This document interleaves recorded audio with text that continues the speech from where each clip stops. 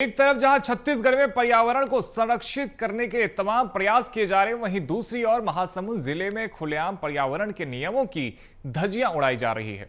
महानदी से लगे क्षेत्र में फर्शी पत्थर खदान संचालक लगातार प्रशासन की आंखों में धूल झोंक रहे हैं और अवैध खनन से राजस्व को लाखों का नुकसान पहुंचा रहे हैं। इसी पर देखिए हमारी ये खास रिपोर्ट। संचालकों की मनमानी, पर्यावरण की खुलेआम उड़ा रहे धज्जियां, एनजीटी गाइडलाइन की अनदेखी, राजस्व को लगा लाखों का चूना, प्रशासन की नाक के नीचे अवैध खनन, खनिज विभाग ने साधी चुप्पी। ये तस्वीरें छत्तीसगढ़ के महासमुंद की हैं, जो ये साबित करती हैं कि पर्यावरण को लेकर हालात कितने खतरनाक हो चुके हैं। यहाँ पूरे साल ऐसे ही पर्यावरण के नियमों की खुलेआम अनदेखी की जाती है। चौंकाने वाली बात यह है कि यह अवैध खनन शासन और प्रशासन के नाक के नीचे से हो रहा है। दरअसल महासमुंद जिला मुख्यालय से 10 किलोमीटर दूर महानदी क्षेत्र से लगे गांव घोड़ारी, बसरबसपुर, बिरकौनी, अछोला, अछोली, मुड़ैना, बेलसोंदा और नांदगांव में सैकड़ों फर्शी पत्थर की खदानें संचालित हो रही हैं। इन सभी खदानों में पर्यावरण नियमों का खुलेआम उल्लंघन किया जा रहा है। यहाँ एनजीटी के नियमों को दरकिनार करते हुए बेधड़क अवैध खनन हो रहा है। इससे महानदी के कटाव और जलस्तर में गिरावट लगातार बढ़ रही है।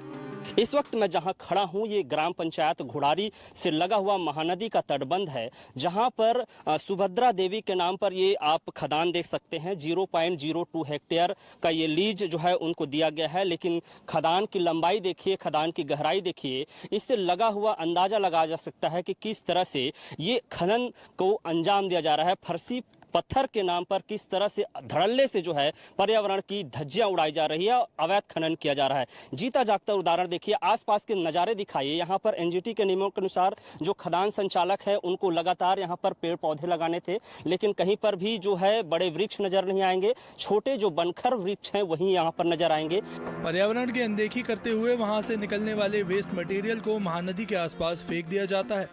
यहाँ क्षेत्रफल से अधिक खनन किया जा रहा है, लेकिन पर्यावरण को संरक्षित करने के लिए एक भी पौधा नहीं लगाया गया।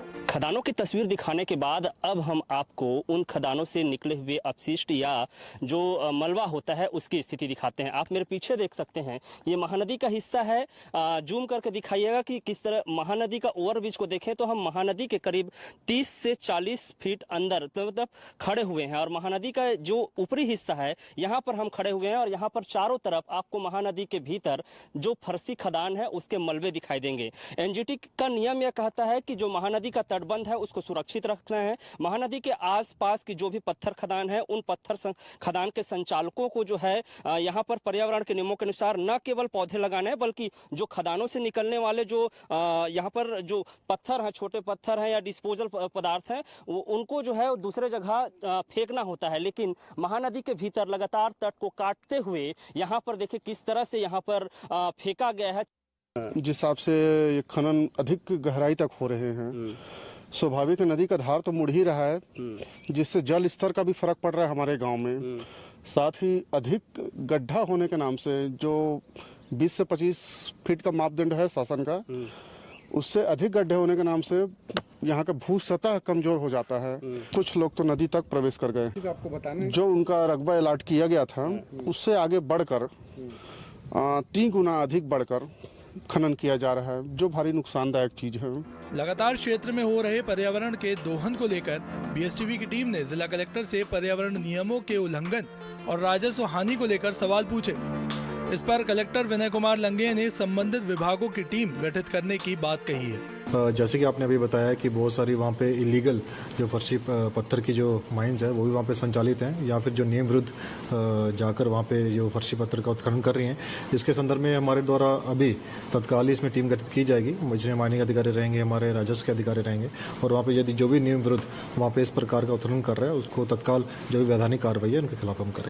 मामला उजागर होने के बाद अब जिला कलेक्टर कार्रवाई की बात तो कर रहे हैं, लेकिन स्थानीय निवासियों को चिंता है कि जिस गहराई तक खनन हो रहा है वह भविष्य में भूकंप का खतरा भी बढ़ सकता है, क्योंकि जिन खदानों से अत्यधिक गहराई तक खनन किया गया उन्हें बाद में भरा नहीं जाता।